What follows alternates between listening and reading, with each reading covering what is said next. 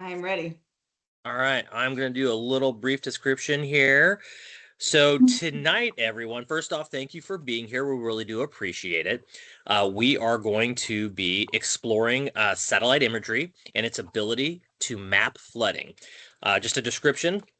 Flooding causes many types of harm for economic losses and damages to disrupting daily life. In the past few decades, there have been an increase in the quality and accessibility of satellite imagery. This imagery, in combination with machine learning, can be turned into flood maps that can help decision makers recover and prepare for future events. Rebecca is going to explore different types of imagery and how we can be leveraged into map flooding. So with that, it is my pleasure to introduce tonight's lecturer, Rebecca, and I practiced this earlier, Composto. Composto. Yes. I'm getting Yes. closer. Composto. Yeah. And so again, my name is Dan Bagley, and I'm your host. I am the manager out at Lake Johnson. So we're looking forward to hearing this lecture. With that, we're just going to have a little Q&A. If you have a question, go ahead and throw it in the chat. Otherwise, we'll just save it towards the end of the presentation, and we'll go for there. Sound good, everybody? Awesome. With that, Rebecca, it's all yours. Okay. Just going to get my slides all set up. Should go get some popcorn. Yeah, might as well.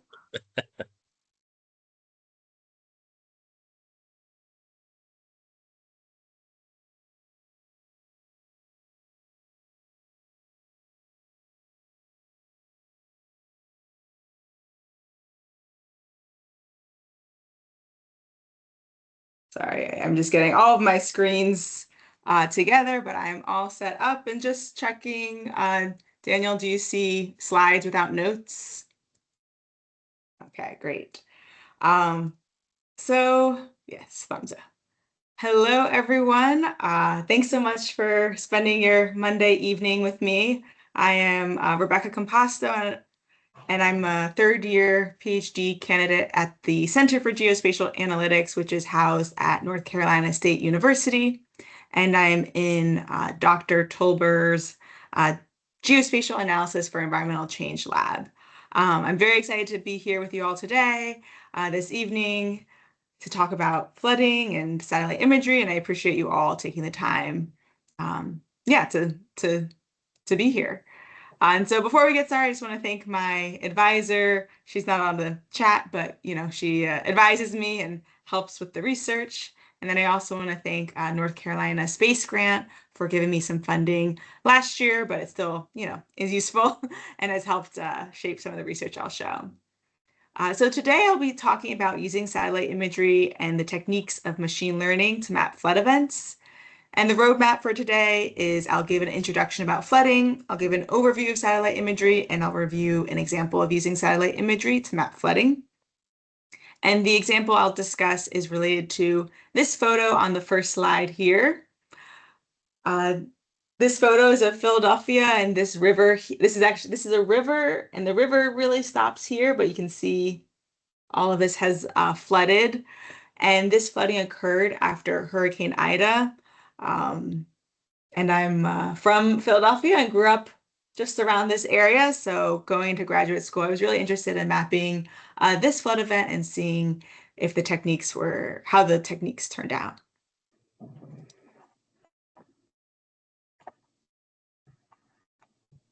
Okay, so I just gave a bit of a roadmap of what I'll be talking about, but I'm just also going to go ahead and spoil what I'm hoping are everyone's main takeaways from this presentation. But number one, I'll be talking a lot about satellite imagery, and I hope you walk away with a better understanding of both the advantages and disadvantages of using satellite imagery. It can be really useful for mapping floods, but it also does have some caveats and is not always available or in the best format.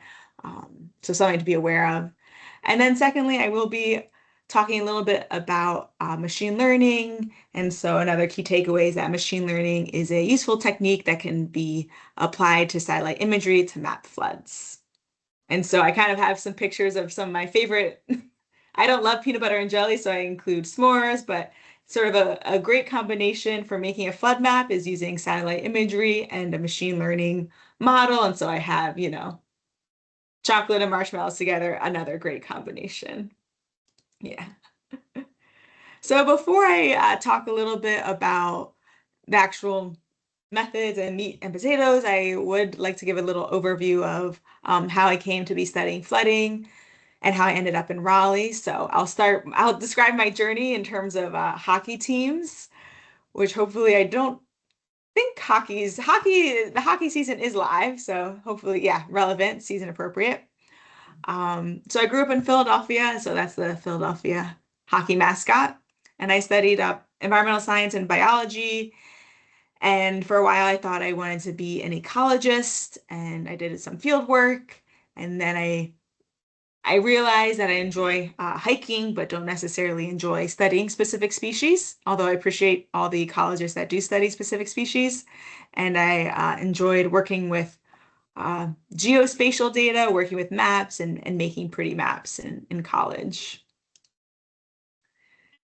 And then after that, I did go and worked in DC for a bit, and I did cover government contract work where I made a lot of maps, and I worked doing contract work for FEMA and working on projects where we mapped out how roads and transportation and supply chains, grocery stores, gas stations, how all of these, they call them critical lifelines, are impacted by various disasters. And I really enjoyed being in that side of things and, seeing how decisions are made and, what maps you need and how to make maps quickly after a disaster. And I enjoyed my time there, but I didn't get to work with any satellite imagery for that. And I really enjoyed making satellite imagery and kind of wanted to go deeper into map making. And that's how I ended up at in Raleigh and at North Carolina State University's Center for Geospatial Analytics. So ended up on NC State and have been getting to work with satellite imagery and mapping floods here. And so, living in North Carolina, I'm sure everyone is very well aware that flooding can cause a lot of damages.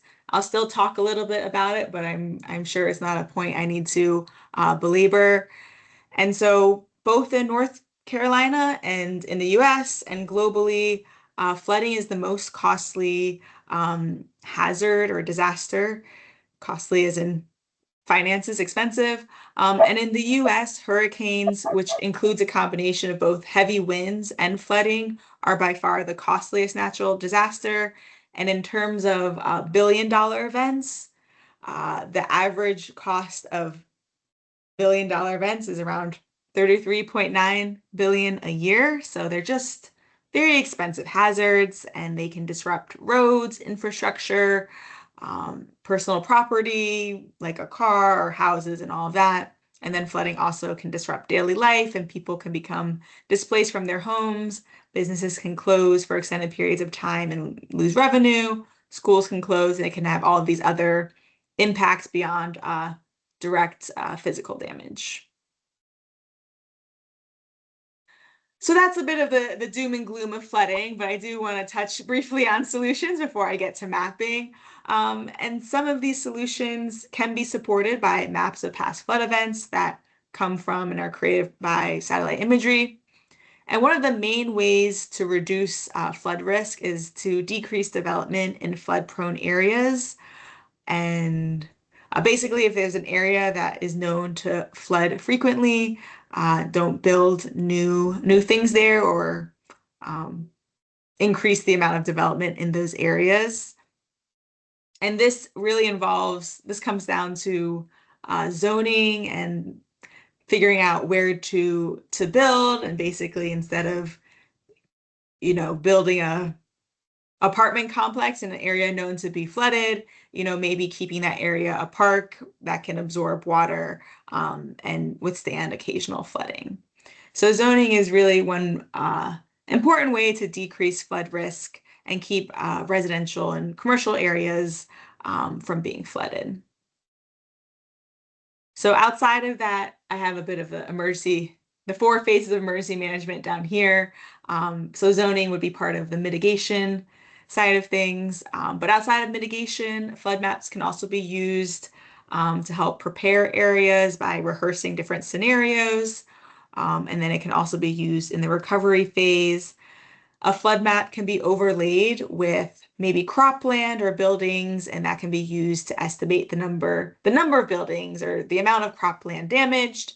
And that in turn can be used to request funds from state or federal government. So if you can make a statewide estimate of the amount of crops lost, you can request that dollar amount in funding. So yeah, those are just a few ways a flood map can be useful. So there are many ways to make flood maps. You can go outside and walk around on foot and do a survey that way. You can also use a physics-based model to map out floods. And another way is to use satellite imagery. So satellite imagery is a type of remote sensing, and remote sensing is when information is collected about an object or an area from a distance. So for example, if you take a photo or if you take a picture on your phone of a flower, your phone's over here and the flower is over here. That's an example of remote sensing. There's distance between the object you're collecting information from and where you're collecting that information. Another example would be taking a picture from a drone and then also satellite imagery. So satellite imagery are images taken by satellites circling the Earth. And that's another example of remote sensing. And that's what we'll be focusing on today. So, yes, here we got a little image of a satellite circling the Earth.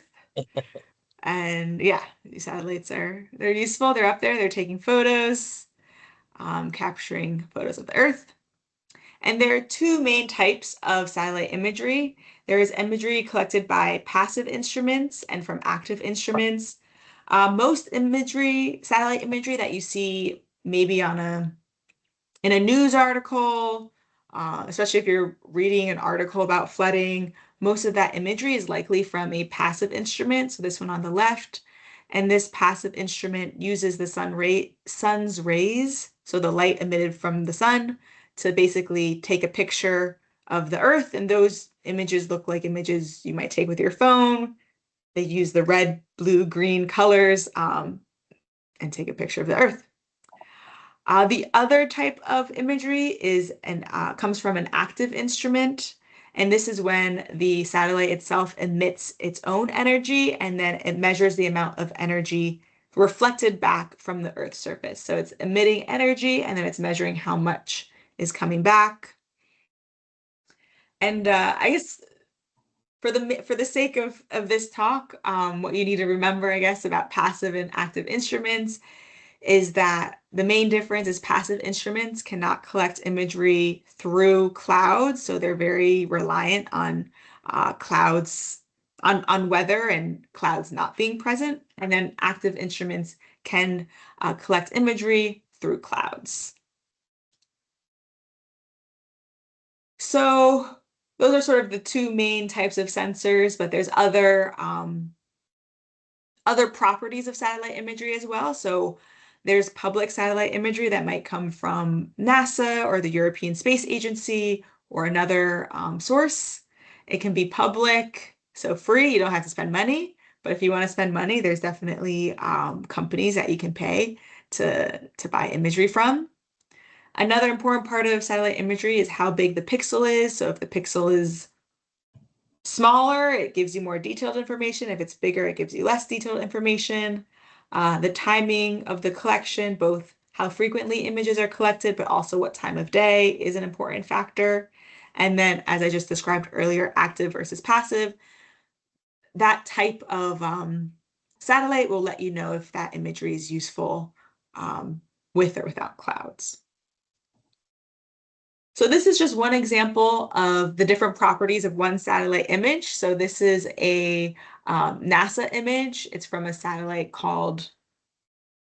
or the image collection is called Landsat, and the pixel size is 30 meters.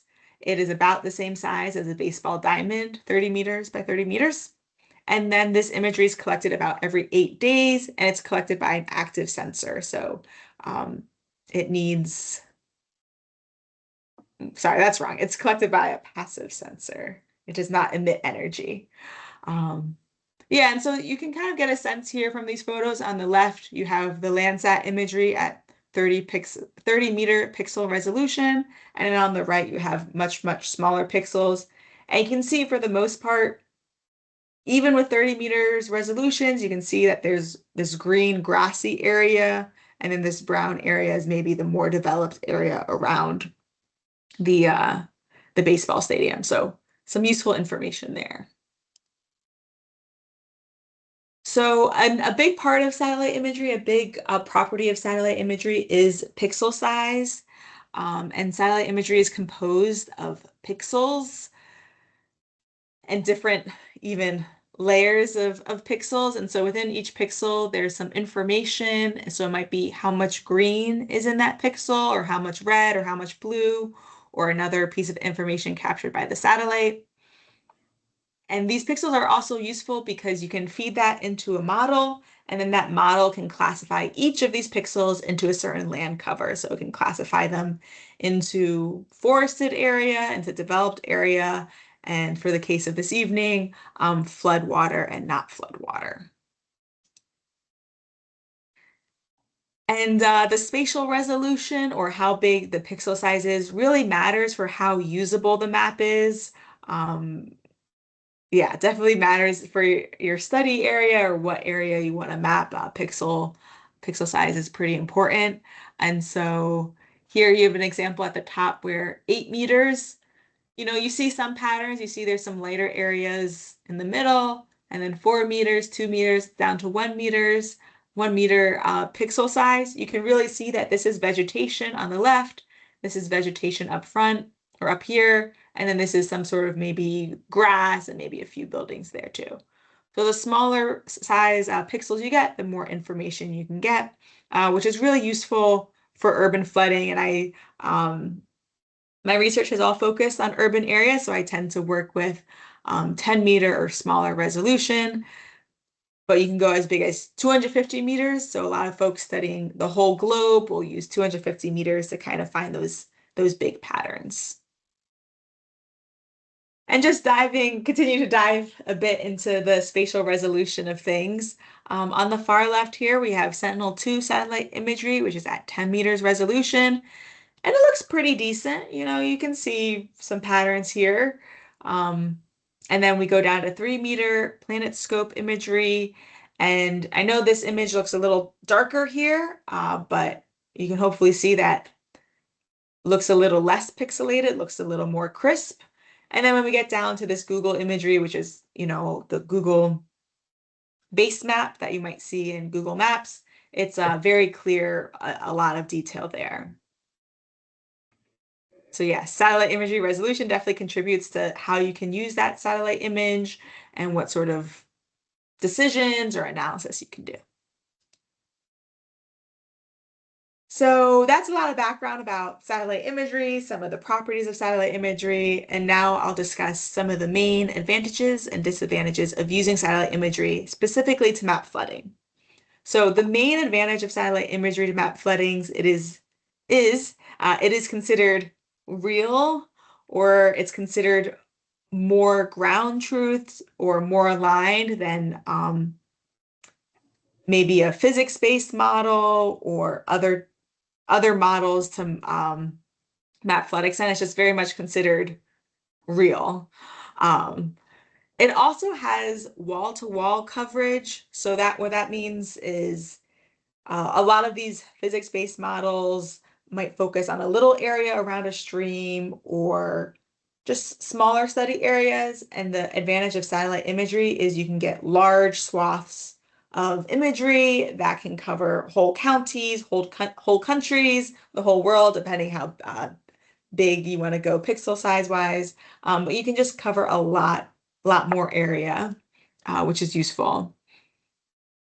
It can also be timely, so the models nowadays, they can classify pixels fairly quickly. So once the imagery is collected and available to the public, then you can make a flood map within 24, maybe 48 hours, which is really useful in the emergency management world where you need information quickly. Okay, but there are also definitely some disadvantages when it comes to satellite imagery. Um, so the main disadvantage I'd say is it's not always available. So for public imagery, the imagery might not be collected on the day of flooding or even the week of flooding. And it could be collected on the same day, but maybe 3 hours or 12 hours after the peak flood timing. So it might miss some flooding. It also, if you're using optical imagery, which comes from those passive sensors, then clouds might be a problem. So the clouds would make big gaps in the imagery and it might not be available all the time. So it can also come with other blockages like from vegetation and raised streets and bridges and all of that. So that's kind of a breakdown of the disadvantages. And now I'll talk a little bit about, or I'll give a question to the audience and just you can say out loud or think to yourself about the answer about. So basically, this is a photo here of the parking lot next to the Natural History Museum. And let's say you wanted to map flooding in this parking lot. Would you want to use option one, a cloud-free image that has really tiny pixels, but you have to pay maybe $50 for that image? Or would you want to use a cloud-free image that has larger pixels, let's say twice the size, maybe, but it's free. So it won't give you as detailed information, but it's free to the public. And you can take a second to sort of think about, okay, we have one option two, go with the free option. There we Someone go. someone is typing. Okay, nice.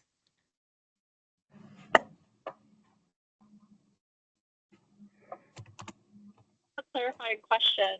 Hmm. Do we know that it's a parking lot when we're trying to do this mapping? I'll say yes, you know it's a parking lot when you're trying to map this area.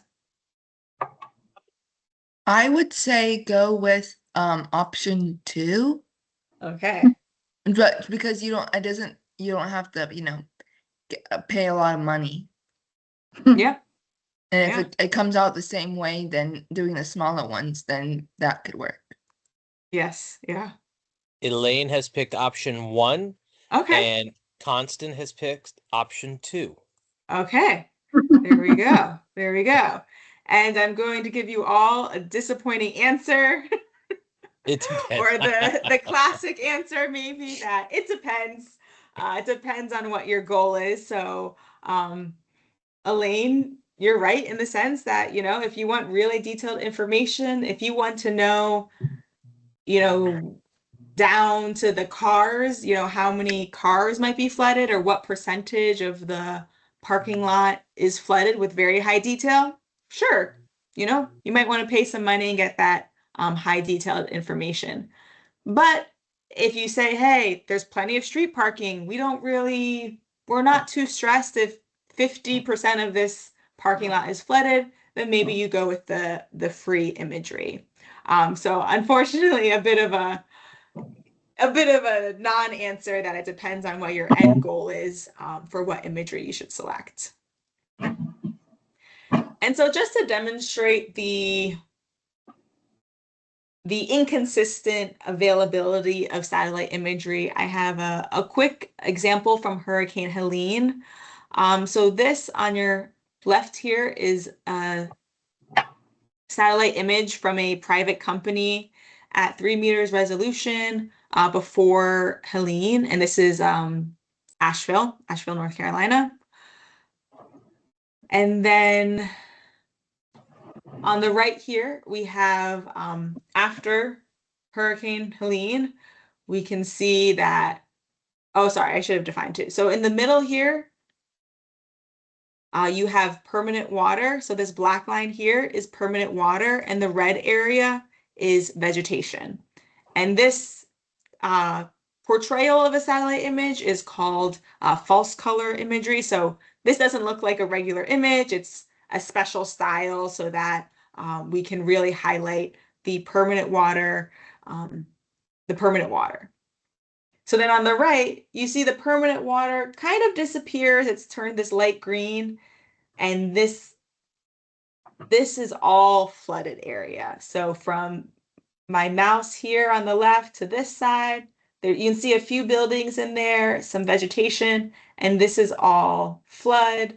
Down here we have flooding. That is all flood. And so you can see a decent picture of some of this flooding, but you can also see that there's some clouds blocking this imagery, and then we also have some cloud shadows that are blocking some of that imagery as well. And kind of the with satellite imagery, especially for mapping floods, oftentimes floods come with clouds. Clouds are producing the precipitation, they're producing the rain.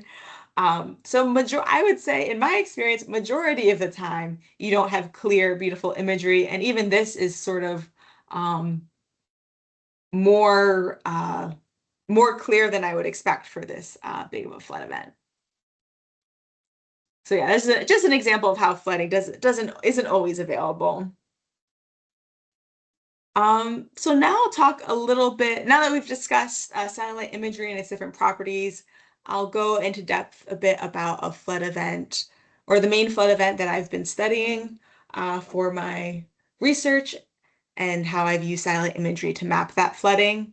And I might leave out a little bit of detail just because I am seeing I've much more to discuss, so I might leave out a little bit of detail, but let me know if anything isn't making sense. So a little bit of background about Hurricane Ida. It was a Category 4 hurricane that landed in 2021. It slowed down, came up to the northeast, and released uh, a ton of rainfall and caused some pretty expensive damages. So for my research project, I've been looking specifically at urban flooding. So I've used Philadelphia as the study area, and then I have some surrounding, slightly less urban counties that are still in Pennsylvania. And this is a little snippet of the imagery I used and the imagery I classified into floods. So again, we have this, and this is also false color. So all the colors look a little peculiar, and we have permanent water here down the middle. And then this is still permanent water down the middle, but you can see this light blue area is where flooding occurred around that permanent water. And so I've talked a lot about satellite imagery, and now I'm going to talk a bit about the model I used.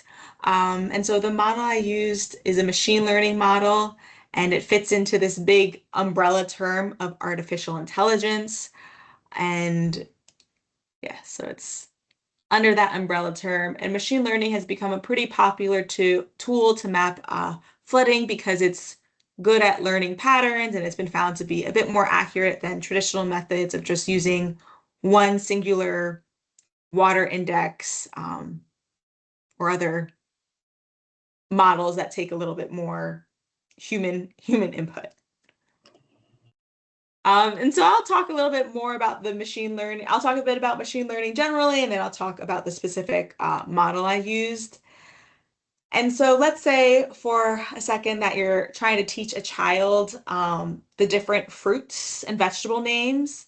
And what you might do is you might show them a picture of a lemon, tell them this is a lemon, and you might describe some other characteristics with that lemon, saying it is yellow, it's sour. You give them that additional information, and maybe the next time the kid sees a photo of a lemon or tastes something sour, the kid will learn that's a lemon. I was told a lemon is yellow and sour. I have something that's sour, maybe it's a lemon. And so this is similar for machine learning.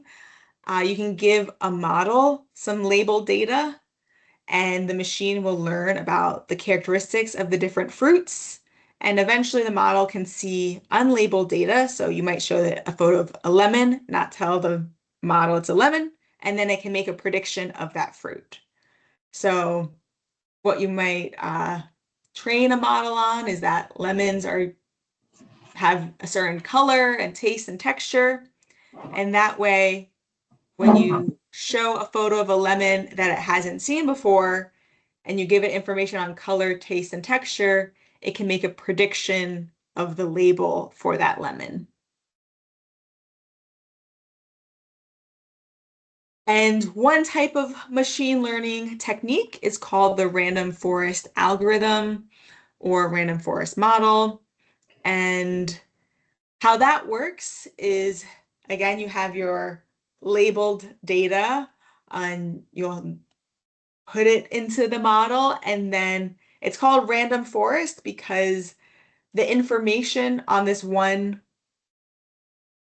unlabeled thing will be split between different, they're called trees. And so maybe the first tree will use the characteristics of taste and texture to label that photo. So maybe it'll label it incorrectly as an orange. And then the next tree will use other characteristics like taste and color, and maybe it'll predict accurately it's a lemon. And then maybe the third tree takes some other features and then predicts that it's a lemon. So basically, you give the model a bunch of information or characteristics like taste, texture, color, and then those characteristics, or only a fraction of those characteristics, are used in the different trees to make a vote on what the label is. And then all those trees work together to have one majority vote, let's say for lemon. So they all work together to classify this image here as a lemon. And a similar thing is happening with classifying pixels in a satellite image. So you'll have your satellite image, and you might have some additional information. So red, blue, and green are part of the image. For my model, I incorporated slope and built up or impervious surface. That can all go into the model.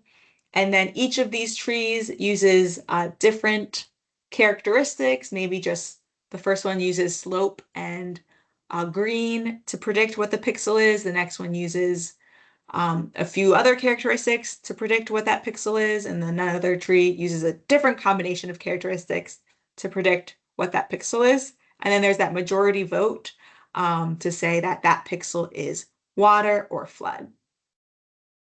So that's sort of the end result of, one pixel of information goes in, and then all of the trees vote on what that pixel could be. And so I put a bunch of data into the model, trained the model, and was able to map flood extent. And so here I have a little bit of a map. And so the light blue areas are flood and the dark blue areas are permanent water. And so here, I'll just pause here for a moment in this video. So here we have this permanent water here, and then we have this light blue area is flood. And it's probably a little hard to see because we're getting this bird's eye view, but this here is Interstate 676. And this is a photo of Interstate 676. So basically a big highway, and that big highway was flooded here. So this brown area here is all flood. I once showed this to a group and they thought this was road. And so now I distinguish that this whole area here is flooded. And it's the same area here, but at a different angle of flooding here. And so with that flood extent layer, you can also overlay that with roads and get an estimate on what roads are impacted and that sort of thing. And so the accuracy of that model, let me go back one. Accuracy of that model did pretty well, but I also still want to highlight that sometimes satellite imagery is not a perfect data source, even if the accuracy looks good, because there's some features here that I just can't see through. So there are a bunch of gaps here, and those gaps are due to bridges that cross this permanent water river. So you can't see where the flooding is occurring underneath those bridges. Bridge up here too. So it's not a perfect data source.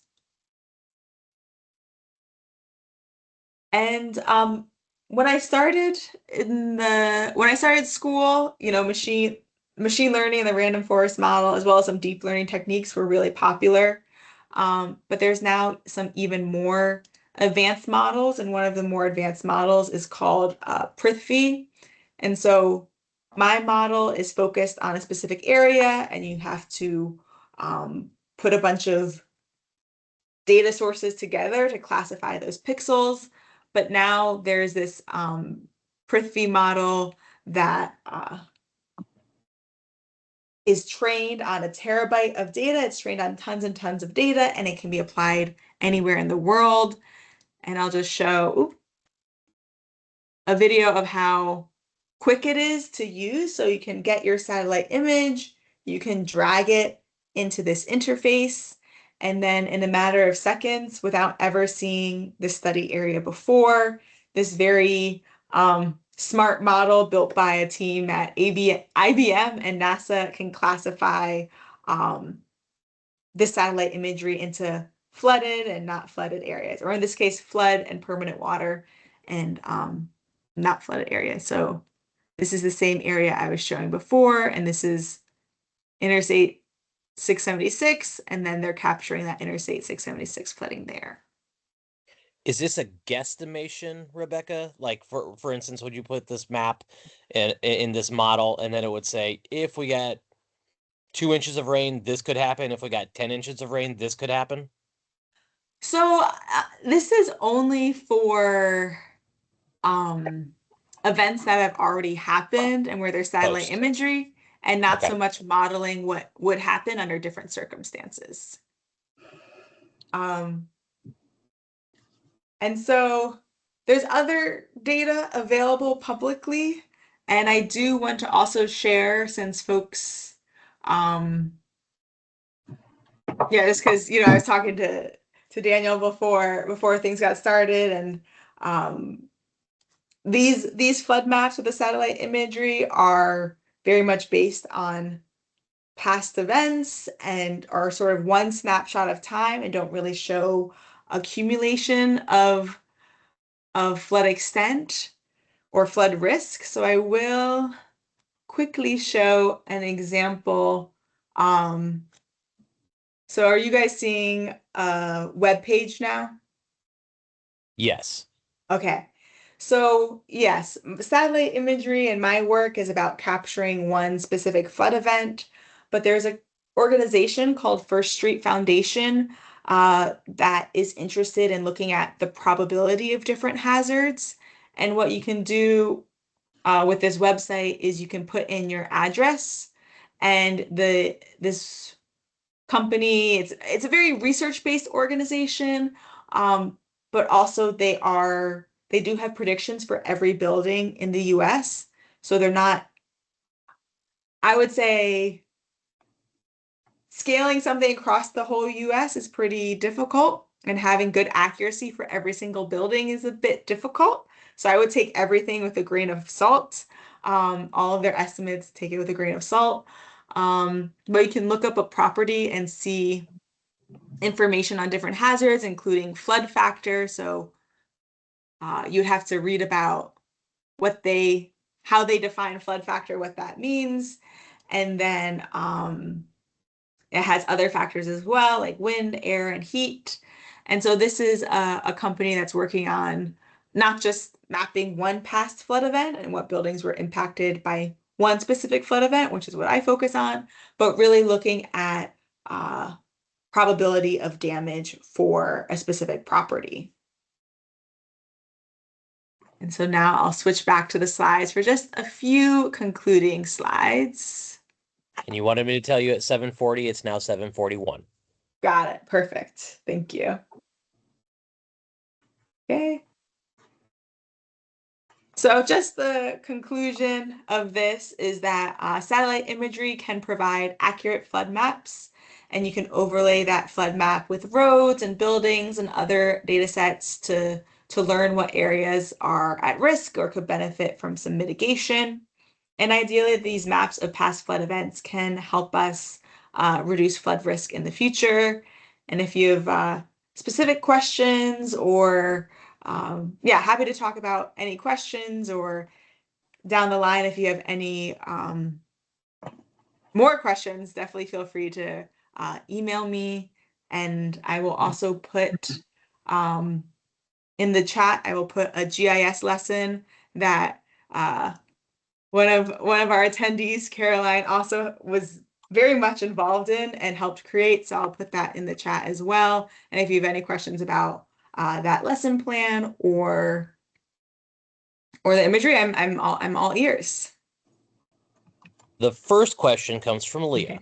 Leah wanted to know, did you go to NC State after, and it just moved on me, after working in DC? Yes. That's the first one. Then the second question was, can we get a list of websites for satellite imagery that are open to the public? Yes. Oh, wrong direction. Yes, so North Carolina has, I'm going to answer that in a roundabout way. North Carolina has a really amazing website called NC1 Map, and they're really good at organizing spatial information. So NC1 Map is a good source. Oh, look, and they have imagery here in the search bar. So they're a good source for data sets, and they might have imagery, satellite imagery. Other options are this NASA Worldview data set.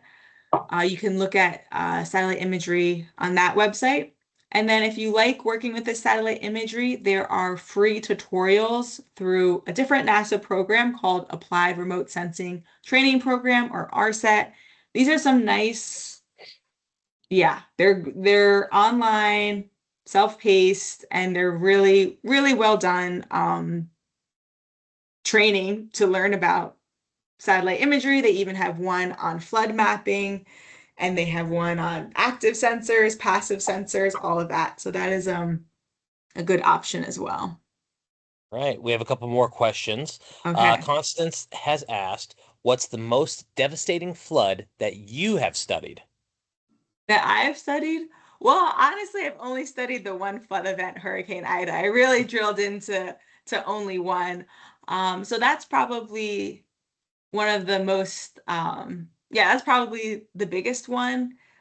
And, that's something too that um, flood researchers need to be aware of as well, because sometimes there's a big focus on the expensive billion-dollar events, but then there are also very common flood events that maybe don't get federal or state funding after they occur. They're more they're sometimes called sunny day flooding. And so those kind of get less attention as well. So yeah, we need a mix of people studying the big billion-dollar events and sort of the smaller ones as well. All right, the next one is from Elaine, and she asks, how many cities are using this technology to be proactive to prevent being flooded? Yes, so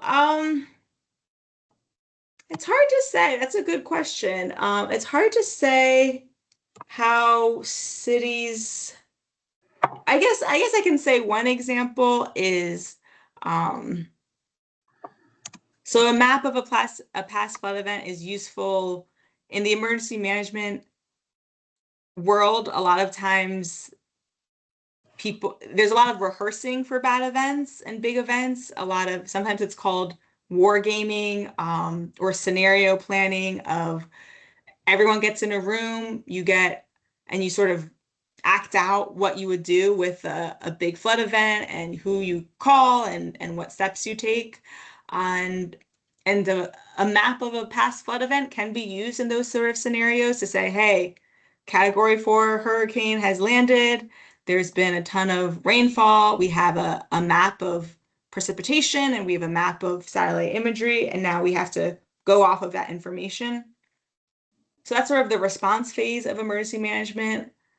But how cities are using it, I'm not 100% sure. I don't have a specific example in mind. I'll say there's sort of it's like there's sort of two groups of people too. There's the folks who want to use these maps and make these areas more sustainable, and then there's sort of land developers who want to and Mm-hmm. real estate agents who sort of want to sell property and keep building, and sort of those two, the two sides are sometimes at odds. Yeah. So I know about that That's dynamic and less so the Huh? how the maps themselves are being used. We have a two-parter here. Okay. One, is it possible we could get the slideshow that you could send possibly to myself or Katie, and then we can send it out to everybody? And then two, what got you interested in satellite imagery? Sure. And that's from I'm Leah. going to stop sharing as well. So what got me interested in satellite imagery, I think I just really enjoyed the I like that it's very visual. So you get to make a map, and it's a bit of design, or, I wouldn't even call myself artistic, but there's an element of design and, um, sifting through information to make an interesting story. And then I like how I just think satellite imagery is cool. And so that's probably a big motivator as well. And then it's just very, after doing ecology for a bit and seeing how difficult it is to collect information in the field, satellite imagery is about the easiest thing to collect.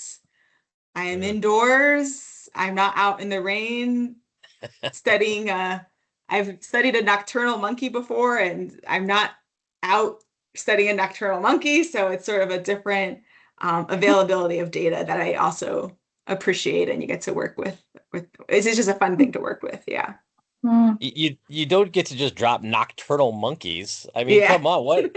That's another story for another time. Yeah. Elaine, did you want to give your last little comment there? Oh, I don't know. Can you hear me or am I off speaker? You're good.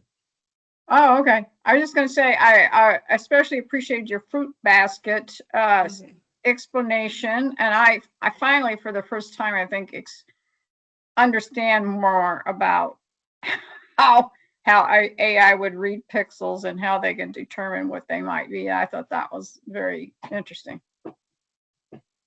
Thank you. I appreciate that feedback, and I'll say I did that explanation is even based off of someone else's explanation, so I adapted it for this. But yeah, basically, you give a lot of data to a model, it learns the patterns, and it's not doing any, I mean, it's not doing anything that, it's complicated, but it's not doing anything that deep. It's just looking at the other characteristics, and it's making a best guess.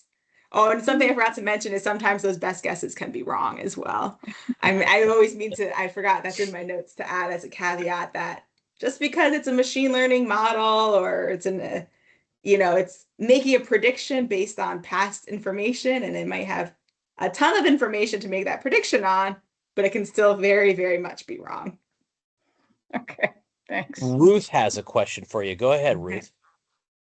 Hi, yeah, so it's I guess a multi-part question, but I was curious how you introduced the slope data to your machine learning model. Did you have LiDAR data and elevation data on hand, or was it just the digital raster images? Great question. So I calculated slope from a USGS DEM or digital elevation model. And that for the example I showed, that was at 10 meters resolution. And then I've also recently used a 1 meter USGS digital elevation layer to calculate slope. And slope is actually one of the bigger predictors of where flooding in the model. It's a very useful contribution because sort of intuitively slope indicates where water is pooling. So that has been a good addition to the model. Yeah, so I know you were talking about like active versus passive remote sensing. Is LiDAR something that can be mobilized easily for active remote sensing after a flood event? I'm not as familiar with LiDAR. And also, since I work I think yes. I'll say short answer yes. If you can get it quickly and at the resolution you need. And yeah, at the time you need that overlaps with the flood event, I definitely think you can use it to map floods. Do you think Yes. that your machine learning programs that you could introduce that kind of LiDAR slope data, would that like improve the model at all? Or is that maybe is your model like limited to only visual like imagery data? So you could definitely add in LiDAR into the model as one of the features. And I think I said I mentioned I used the USGS digital elevation, but Philadelphia commissioned some company to do, I think it was 1 foot, like the pixel size was 1 foot LiDAR data collection for the whole city. So I had 4 counties, so I used the USGS data because I know I had that available for all the counties. But if you were just doing a smaller area that had that LiDAR data, you could definitely incorporate it. And yeah, that was really, really high resolution, 1 foot pixel size that could have the addition of it could definitely improve the model. Yeah, because like LiDAR has that specific advantage of being able to see through the vegetation and go through the clouds where that imagery might be limited. So I was just curious about that. Yeah, yeah, that's a That's good cool. question. Well, it just looks like one big Sudoku puzzle to me when you're Yeah. putting in all that information. So, um, awesome. Are there any more? Let me make sure here. Questions? Good. Anyone else? Any more questions? I was just Well, curious if I know FEMA has like a flood service, like a flood map service like website that you can just look up like what does FEMA think is the your flood risk in a specific area. But it sounds like what you're doing is like it's based off of more real world data, whereas I'm not sure that that FEMA data is like the most up to date. Would you say that this is more accurate?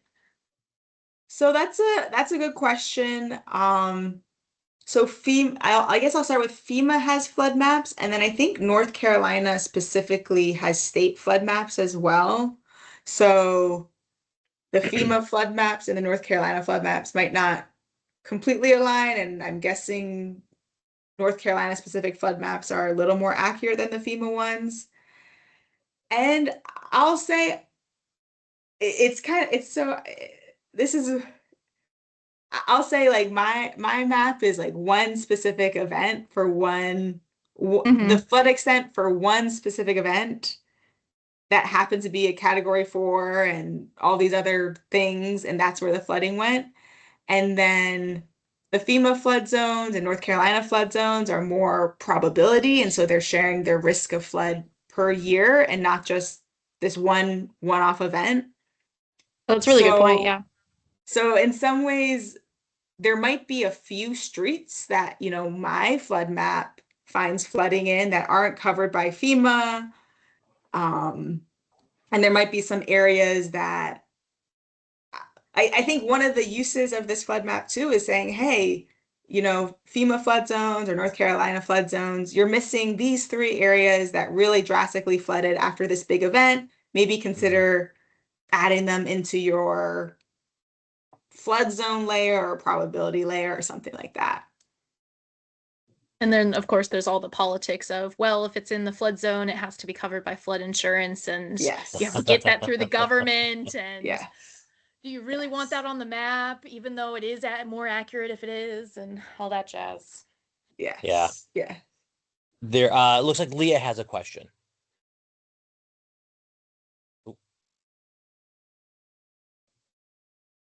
Yeah, the question that I had that I wanted to know about the trees that you showed. Like how does it get it like the one where it's like saying that it's wouldn't be a lemon? Like how does that like come up? Yeah. So maybe I can also share the original where I got the idea for that explanation. And Danielle, there's not a limit on how many links I can share out, right? No, as many as Okay. you I'll like. I'll include the link to that the where I got the explanation for that. Basically, I use the word tree, but that's just um Is that code? yeah, it's just I don't even know what I don't it's just called tree to say that's just the label for saying it looks at the different characteristics um of the lemon without knowing the label of the lemon, and then it uses those characteristics to predict that a label. On. Thank you. Yeah, yeah. I'll share the video and you know it'll have animation and thing and it's the original source of that explanation. So I'll share that along too.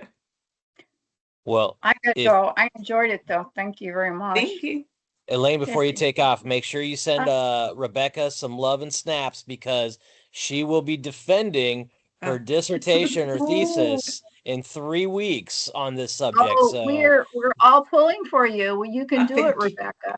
Thank you. Thank you. I appreciate it.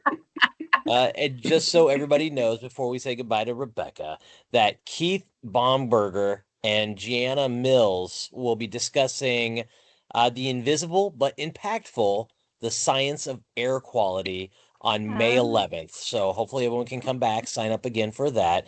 And with that, we just really want to thank you, Rebecca, for coming. And I learned a lot, and I now understand that I really do need to move off of the creek that I'm on because I'm probably in big trouble. It depends how high the first floor is, but I hear you. May I ask a question really quickly about the May 11th? Yeah. So I haven't seen any new updated environmental series links to register. Will they be up soon, or how often do they update that? You know what Constance said is a phenomenal question. Katie, who typically runs the show, Okay. will answer that. I'll have to send her I'll see her tomorrow at work and I'll ask her when we'll get that updated. Thank you so much, Daniel. I appreciate you. Oh, my pleasure. My pleasure. Well, with that, I'd like to thank you to everyone for coming this evening, and I hope everyone has a great night. And again, Rebecca, thank you so much. Thank you all. Thank you so much.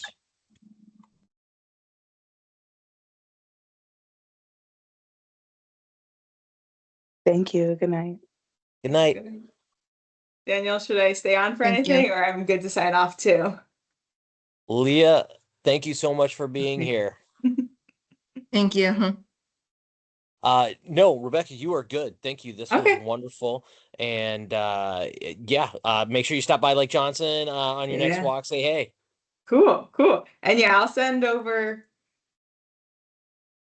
if I'm good, I'll send them over tonight. But I think realistically I'll send over the links tomorrow morning for the group. You earn the rest of the night off. Okay, amazing, amazing.